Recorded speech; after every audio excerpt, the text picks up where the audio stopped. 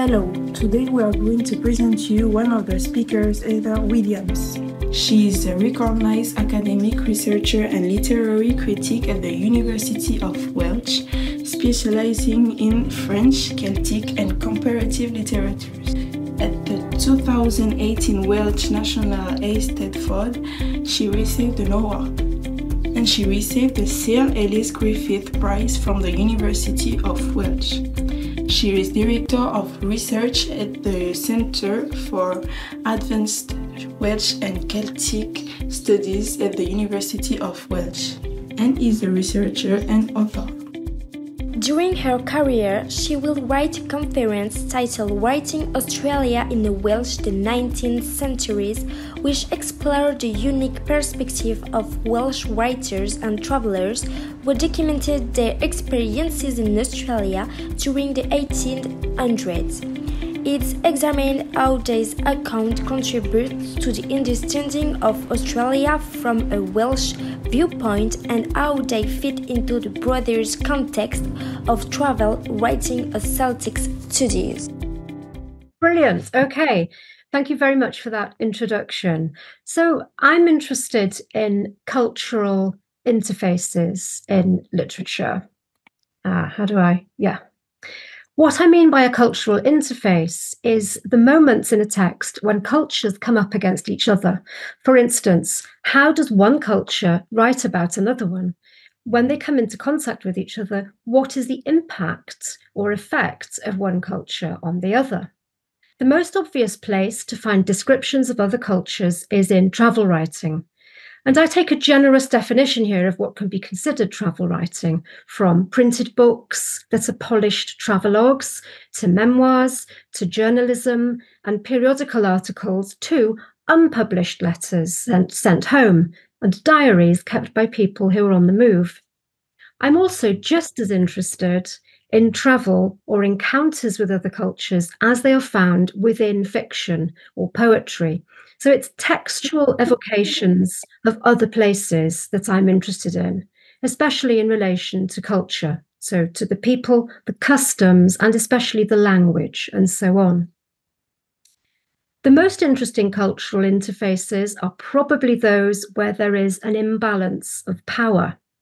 We're all familiar with this focus from post-colonial studies. In canonical travel writing, the writer typically belongs to a colonizing country and is writing about a culture or place considered inferior, perhaps primitive, perhaps backward, poor, and so forth. This imbalance is often conceived of with the help of a centre-periphery model, where the French or English traveller, probably from Paris or London, represents the centre, and the place visited or explored or discovered or oppressed is located on the periphery. The other side of this is when the writer belongs to a minority, so that could be linguistic or cultural, and in writing from the periphery is able to see things differently, either see the centre differently or see other peripheries more clearly. I'm really new to texts about the Pacific and to the study of the presence of Celts here, but two of my recent projects present interesting parallels. So this is the European Travellers to Wales project, where I studied a corpus of French travel texts about Wales, mostly from the 19th century. And I was interested in attitudes towards Wales, both the place and the people, and towards Welshness, and in particular, the evolving perception of Celticity. Among these French travel writers, there were some Bretons who wrote in French about Wales. Now, these were looking at a fellow Celtic culture, a fellow minority, or a fellow periphery dweller. And what I found interesting was the tensions in these texts between their French identity and their own Celticity. A subsequent project, now the slide should have changed. with colleagues at the Centre de Recherche Bretonne et Celtique at the Université de Bretagne Occidentale, has begun to look at the archive of Breton material at the National Library of Wales in Aberystwyth, and also at Welsh papers kept in archives in Brittany. You can learn more about this project here on our blog. So there's a rich tradition of book-length Welsh language travelogues about Brittany from the 1890s through to the most recent there in 2017. Some things have barely changed over that time period. The motif of mutual understanding, so the idea that the traveller, a Welshman, can understand a Breton speaking, and also the language of kinship, so phrases such as our Celtic cousins, and also the imagery of the sea. So they're described as the Bretons are described as the Welsh from over the sea, or they're described as two branches of a family separated by the sea. Welsh travel writers seem to go to Brittany to search for sameness, the evidence of the closeness of their two languages. Something that has shifted over time is the superior attitude of the British/Welsh traveller to what they see as a benighted Catholic culture in need of modernisation and also spiritual help. So in the early days, the same traveller can be both a Celtic cousin, an equal, and also a superior British Victorian, looking down on the rest of the world, and especially on its nearest neighbour and rival, the French. And this is a tension that I find interesting. The Welsh travellers are both minorities and part of a British colonial attitude. And that brings me to why I'm interested in these Welsh language travel texts about the Pacific.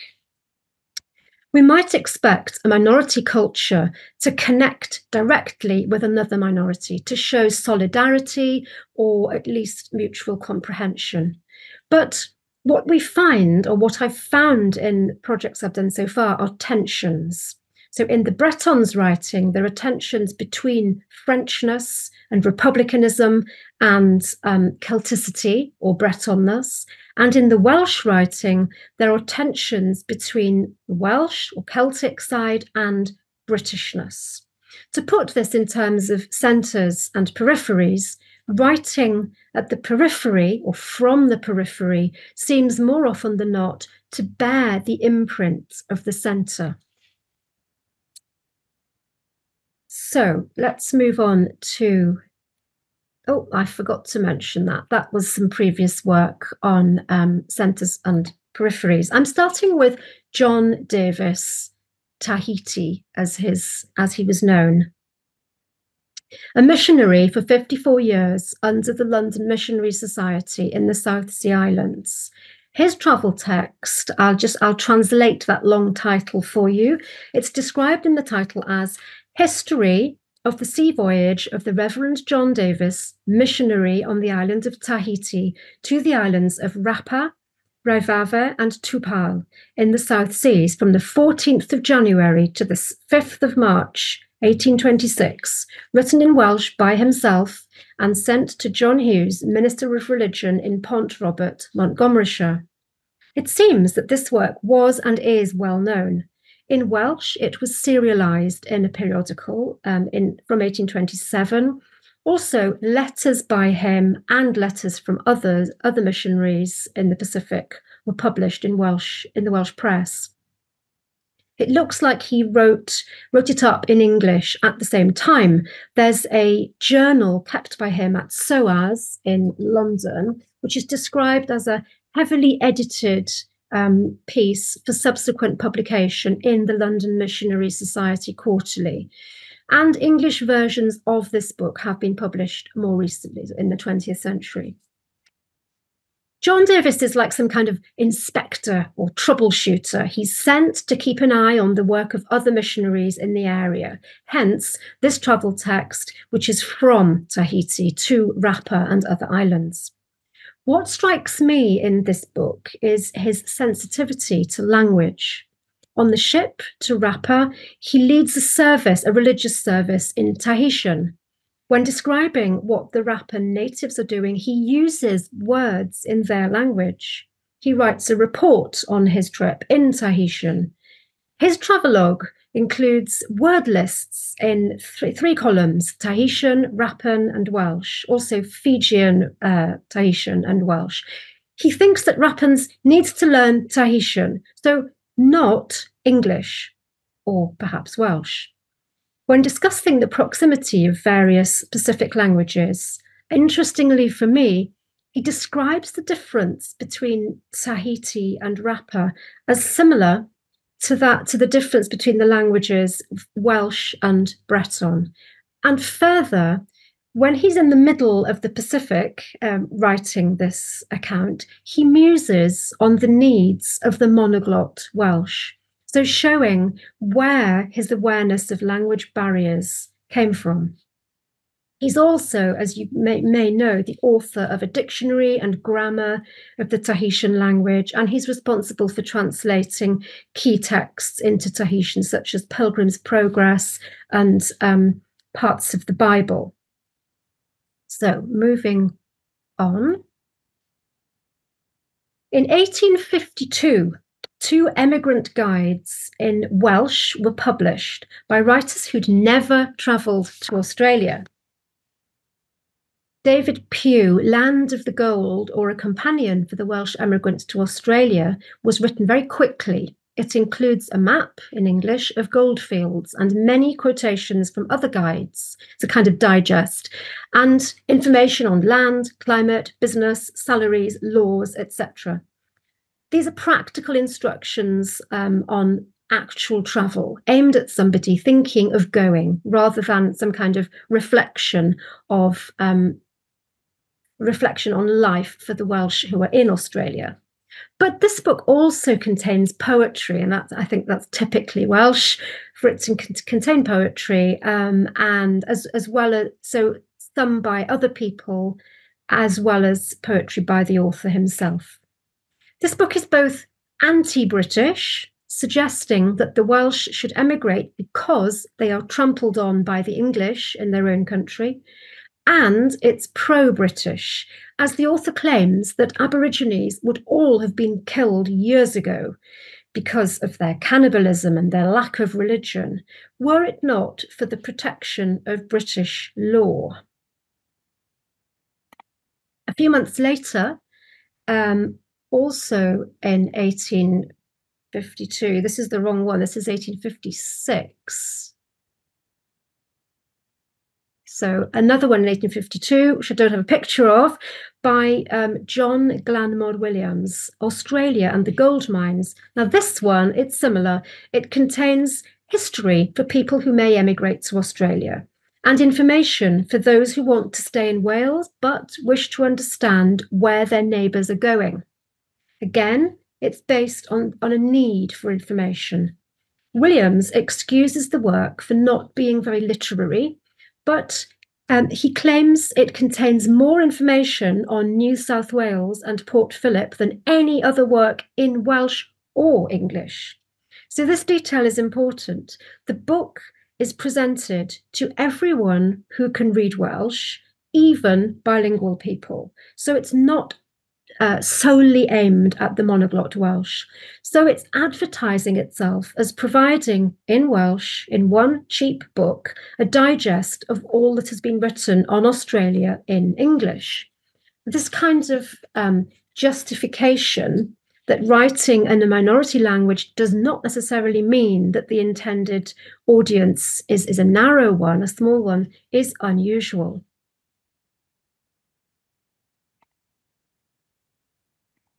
Here's another emigrant guide. I don't have time to talk about them all. So we're looking at one from 1856. Yes, I've got them in the wrong order.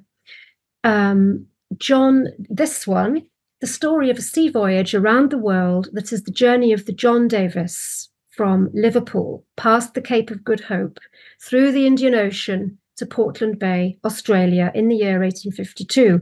and the journey of the ship Orwell from Port Phillip, Victoria, past New Zealand to London in the year 1855, along with remarkable facts about Australia by a Welshman from Anglesey who's just returned.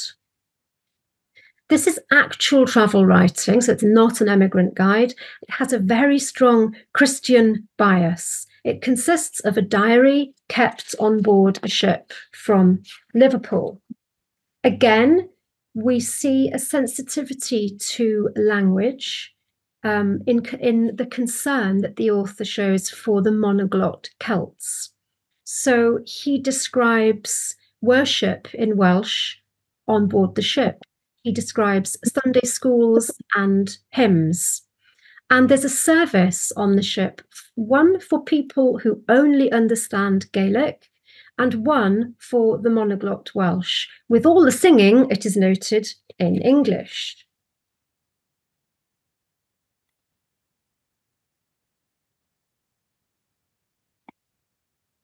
Right, Robinson Crusoe. In 1857, Hugh Williams published a Welsh Robinson Crusoe. That is the story of a sea voyage to Australia, life in the woods, adventures in the gold mines, with the religious conversion of the author by Hugh Williams, a young sailor from Caernarfon, with an introduction by the Reverend William Rees, Liverpool. So this again is a proper travelogue. It claims to be a true story, but it seems more like an adventure novel, the way it's written, full of suspense, such as when he lands in Melbourne and has to flee the police. It has sparky dialogue and tension between characters. It's actually quite a good read. It's engaging and suggests that Hugh Williams had an eye on the market. Now, 2 Welsh periodicals circulated in Australia and New Zealand, and they were founded by William Meirion Evans, the first man to preach in Welsh in Australia in 1849. These were distributed by volunteers on foot, and no charge was made to families who were unable to pay. Much of the writing in these was theological and was part of the mission. But it was also concerned with maintenance of the Welsh language and keeping in touch with Wales. In 1870, the bottom one there, the Australian, that's how it translates, it contained a serialised novel, Cymro yn Australia, a Welshman in Australia, a first-person narrative by somebody who arrived 18 years previously. This seems to me more interesting than the poetry that we find in these periodicals. And I'm pretty sure this novel has been forgotten. It might be interesting to read it. In 1869, Joseph Jenkins, he's famous as the Welsh swagman who emigrated to Australia at 51 years of age, and his work is partly in print. It's in English, but Welsh was his first language, and his diaries contain lots of poetry in Welsh, which is not included in the printed selections of his diaries. Here are some of the books that have been written about him and containing selections of his writing. Jenkins is very keen for the Welsh in Australia to keep up their language, but equally keen to improve his own English. This is the reason why he wrote in English in the first place when he began keeping his diary back in Wales. I should just read one of these comments. They all say the same thing. I will never become proficient in speaking English here because half the time I converse in Welsh. His comments on Aborigines are completely different from the others I've read in the texts I've mentioned so far. Jenkins helps an Aborigine man by writing a letter on his behalf to a railway company. He admires Aborigine values, their attitude towards personal property, and says that they could teach thieves, quote unquote, he uses thieves to refer to white settlers, he could teach them to be civil and generous. He says elsewhere that thieves stole the land from the natives. We see here the dualism of the Welsh as both settlers and oppressed. Racial harassment on the ships, we are told, is why they preferred to travel in big groups. And Jenkins himself says that he's picked on the ship because of his race. That's his word.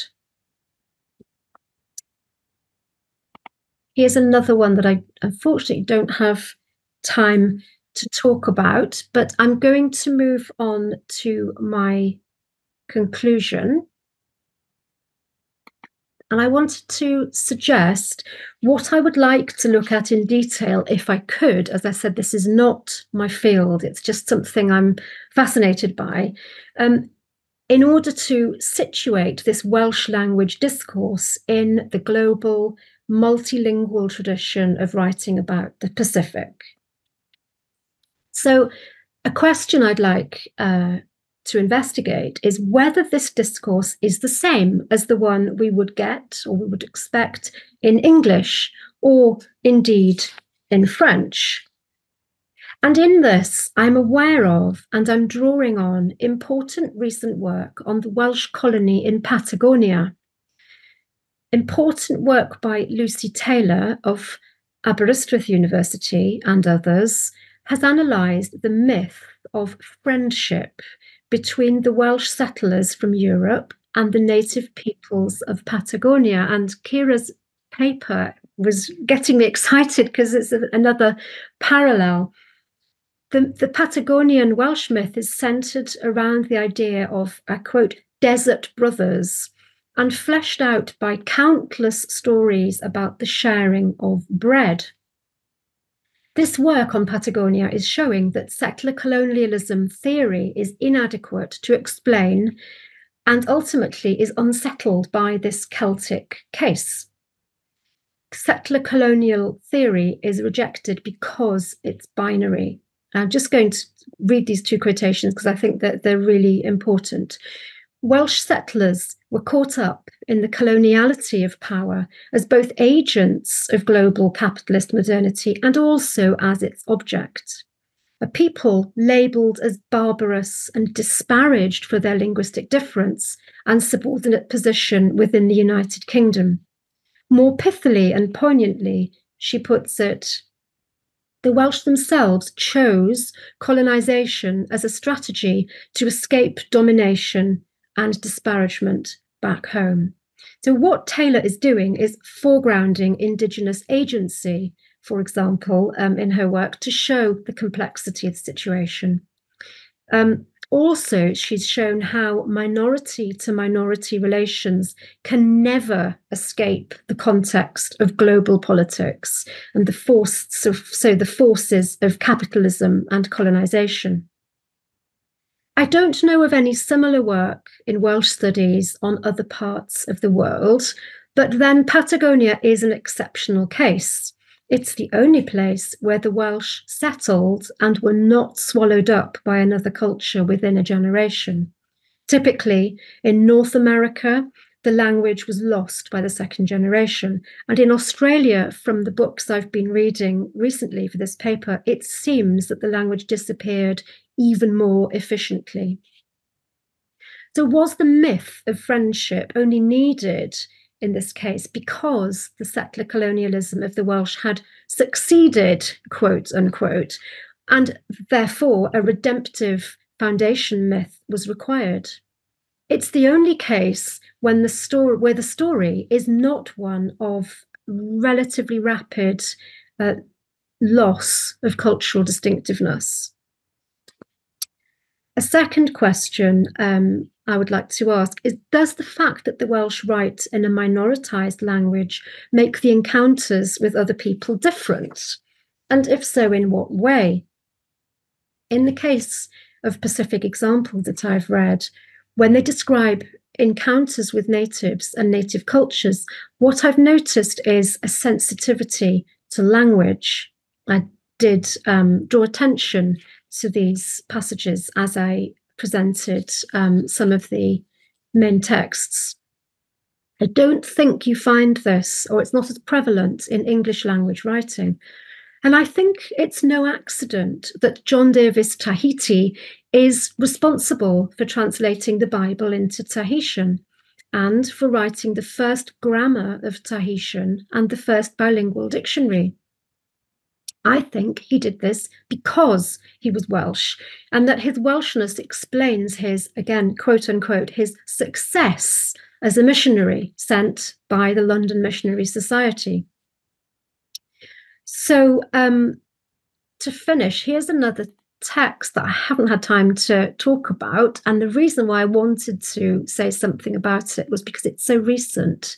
It's based on a manuscript from 1918, but it's a fictionalized account and it came out in 2023. There was also a novel in Welsh in 2024 about, I'm only mentioning this because of Kira's paper, about a relationship between a Welsh character and a Maori character. So that's interesting. So I just want to finish by saying that clearly the work on Patagonia, that theoretical work, can inform work on other encounters between Welsh people and natives. But in turn, work on the Pacific, for instance, could inform thinking on the Patagonian case. Thank you.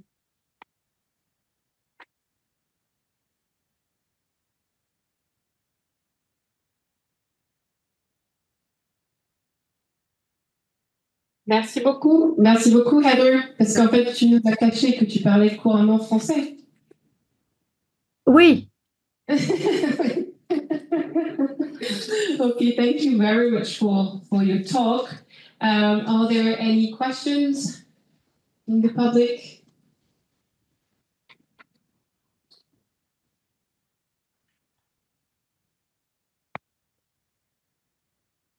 Thank you for your presentation. I had a question about the authors. So,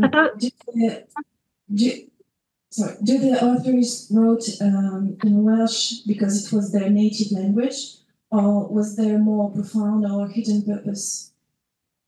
No, in the 19th century, they definitely wrote in Welsh because it was their first language. I think you can find it becoming maybe a more political choice in the 20th century, maybe. But no, there are still people who write in Welsh simply because it's their first language and not because they have a real choice where their English and their Welsh is exactly the same to them in their creative work. Is that what you were getting at? Yes, thank you. Yeah, that'd be very different in the case of Breton, for example, I think. And why? Can you explain why? Well, the history of the decline of the Breton language is much sadder and happens much earlier than the decline of the Welsh language. One of the main reasons for that is the translation of the Bible. You know, this is why John Davis Tahiti translation in Tahitian, I think, is so important. The Bible was not translated into Breton at an early date, as it was in Welsh, and that's probably one of the biggest reasons for the difference in the fortunes of the languages. And then there's the persecution by the state is probably much worse in France than in Britain as well, the sort of stamping out of other languages.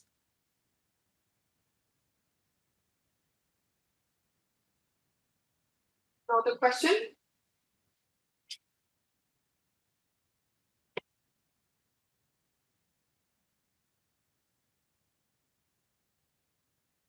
Thanks, Emma. I'm quite interested in you saying that you think that Welsh died out very quickly in Australia.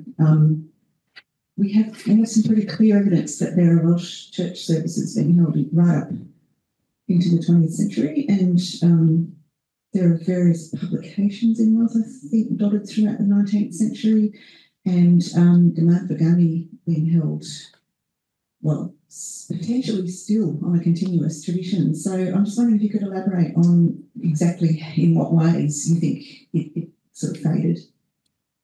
Sorry, the sound quality isn't great. How the culture faded is what you said, was it? Yeah, I mean, you seem to be suggesting that Welsh died quite quickly in Australia. Yes. So the things you mentioned there, choir, sort of singing, Cymanfagani is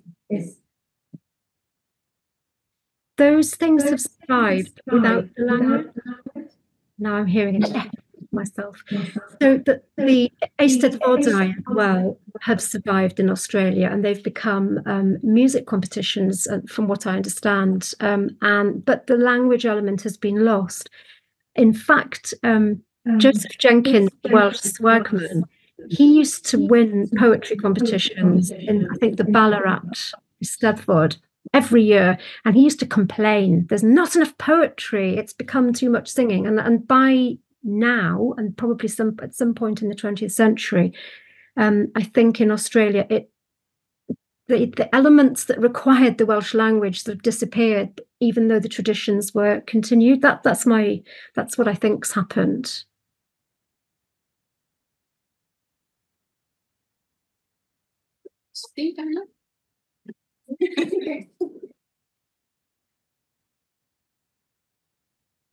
Another question? Yes, I have one last question.